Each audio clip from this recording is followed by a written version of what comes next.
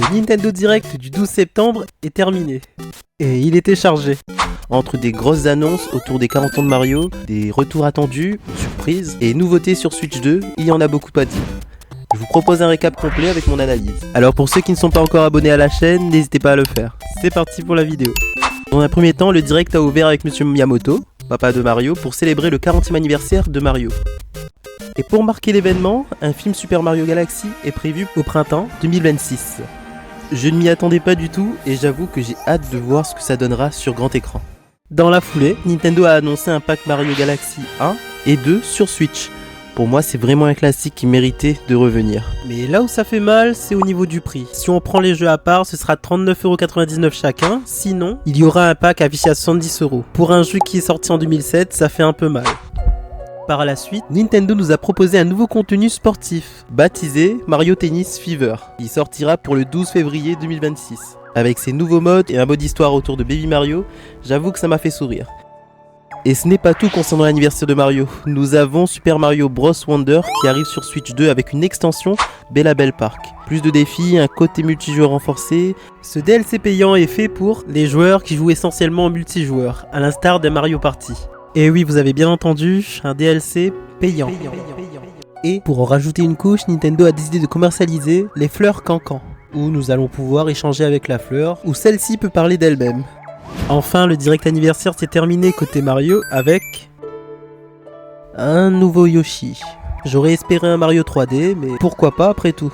Donc du coup, Nintendo nous a proposé un nouveau jeu de plateforme Yoshi qui sortira au printemps 2026. Et après ça, c'était terminé les exclus de Mario.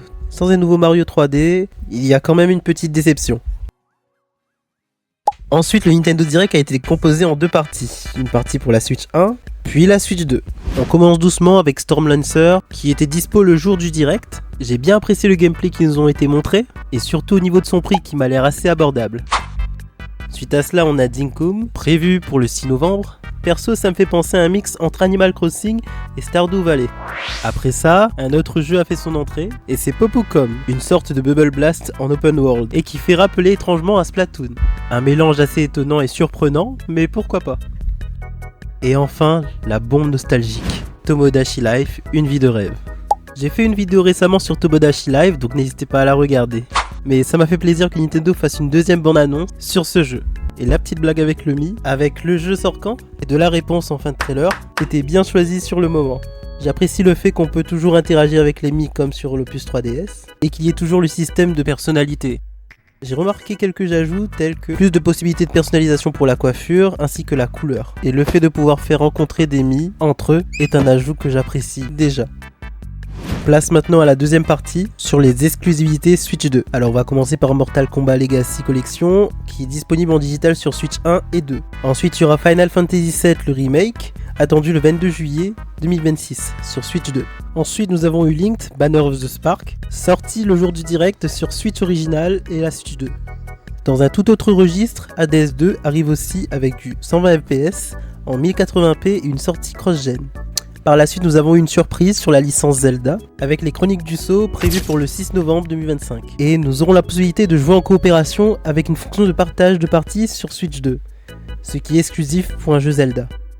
Du côté RPG, on a Dragon Quest VII Reimagine pour février 2026, puis Nintendo nous a fait part de deux annonces. La première était sur l'application Nintendo Today, où un thème Kirby est désormais accessible, et la seconde annonce concerne le Nintendo Switch Online et le pack additionnel, avec le retour de la Virtual Boy, malgré son échec commercial, sorti pour la toute première fois en 1995, avec seulement 770 000 unités vendues. Sa commercialisation a été arrêtée un an après sa sortie, soit en 1996, avec 22 jeux à son actif. Ici, Nintendo veut tenter le pari pour vendre ses accessoires, payants compatibles avec la Switch originale et la Switch 2.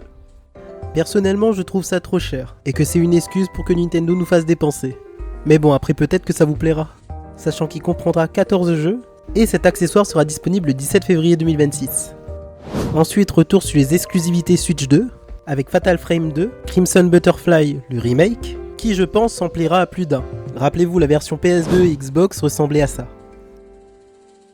Pas de précision sur la date, mais ça sortira début 2026. Des mises à niveau vers Switch 2 nous a été proposé pour certains jeux, proposant des graphismes améliorés, Et pour certains, la compatibilité avec la souris, intégrée à la Switch 2. La possibilité de jouer en multijoueur, que ce soit par écran scindé ou en game chair.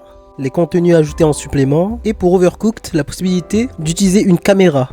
Et ce n'est pas fini. Pour ceux qui aiment le nettoyage et la propreté, Power Wash Simulator est fait pour vous. Je rigole, mais ça pourrait être un excellent jeu. De plus, il y aura un mode multijoueur pour pouvoir nettoyer à deux, pour 2 fois plus de fun.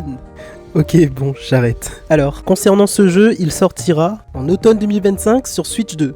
Alors, automne 2025, ça commence le lundi 22 septembre, pour une durée de 6 jours. Je ne sais pas pourquoi Nintendo n'a pas mis la date, mais a insisté à mettre automne 2025. Mais bon. Poursuivons avec Suika Game Planet. Bon, là c'est carrément un jeu mobile qui sortira sur la Switch originale et la Switch 2 en hiver 2025. Et ce jeu est également compatible Game Share. On a pu revoir Metroid Prime 4 Beyond et là je suis inquiet. Sur la moto, le graphisme n'est pas du tout au rendez-vous en open world. Après bon, ce n'est que mon avis, mais dans les séquences de tir, c'est assez correct. Maintenant, il faudra voir en main propre lors du test. Sachant que le jeu sortira le 4 décembre 2025. Puis vient le gros point noir du direct, avec les DLC payants à répétition. En effet, on a eu un DLC sur Donkey Kong Bonanza, île de DK et course aux émeraudes, qui va permettre de rajouter du contenu et de participer à des missions chronométrées dans le but de récupérer le plus d'émeraudes. Et le DLC est disponible depuis le direct, affiché à 20€. Et on a eu un DLC sur Pokémon ZA pour un jeu qui n'est pas encore sorti. Et ça m'a vraiment refroidi. Là, il faudra être fort en calcul puisque, si vous voulez profiter de ce jeu en entier au lancement, il faudra payer au minimum 20€ pour l'abonnement online, pour être sûr d'avoir les mégas évolutions, 70€ pour le jeu de base et 30€ pour le DLC. Personnellement, je trouve que ça fait beaucoup. Car pour l'un, on a un DLC qui sort 1 mois et demi après la sortie de Donkey Kong Bonanza, alors que pour l'autre, on nous propose un DLC alors que le Pokémon ZA n'est même pas encore sorti. La date de sortie de ce dernier se fera en octobre 2025. Ensuite, un nouveau jeu Pokémon qui m'a fait penser à un mix de Minecraft et d'Animal Crossing qui fera ses débuts au courant de l'année de 2026. Nous avons ensuite comme jeu Danganronpa qui sortira en 2026. Puis il y aura Dynasty Warrior Origin qui va proposer à son tour un nouveau DLC payant qui est pour le moment en préparation et qui feront leur apparition le 22 janvier 2026. Un nouveau Monster Hunter sortira également sur Switch 2 pour le 13 mars 2026. Suite à cela, une ribambelle de jeux nous seront proposés, dont la plupart sortiront au mois d'octobre 2025. Ce qui nous fait pas mal de jeux pour le mois qui arrive. Je pense que dans ces propositions, il y aura forcément des jeux qui vous plairont. Du moins, je l'espère en tout cas. Puis nous avons l'avant-dernier jeu qui vient d'un portage de Capcom sur un titre assez populaire, Resident Evil. Ici, ça sera le 9, Requiem. Avec 2 autres titres, le numéro 7, Biohazard, et le numéro 8, Village, qui partageront la même date de sortie, le 27 février 2026. Franchement, je pensais pas que Nintendo allait faire un jour appel à cette licence pour ses consoles.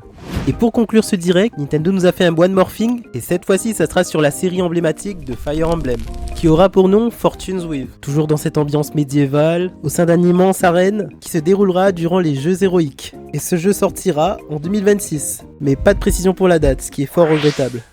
Mon avis sur ce direct, je dirais qu'il était riche en jeux, surtout lors de la présentation du film Super Mario Galaxy, mais il me laisse un arrière-goût amer. Pas de Mario 3D pour les 40 ans, des DLC déjà annoncés alors que certains jeux ne sont même pas sortis, et beaucoup de remakes au lieu de vraies nouveautés.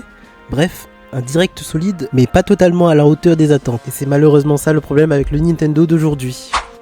Nous arrivons à la fin de la vidéo, et je vous remercie pour ceux qui sont restés jusqu'à la fin. Cette vidéo m'a pris pas mal de temps, donc si vous avez apprécié la vidéo, n'hésitez pas à lâcher un pouce bleu pour me soutenir et à vous abonner également si mon contenu vous plaît.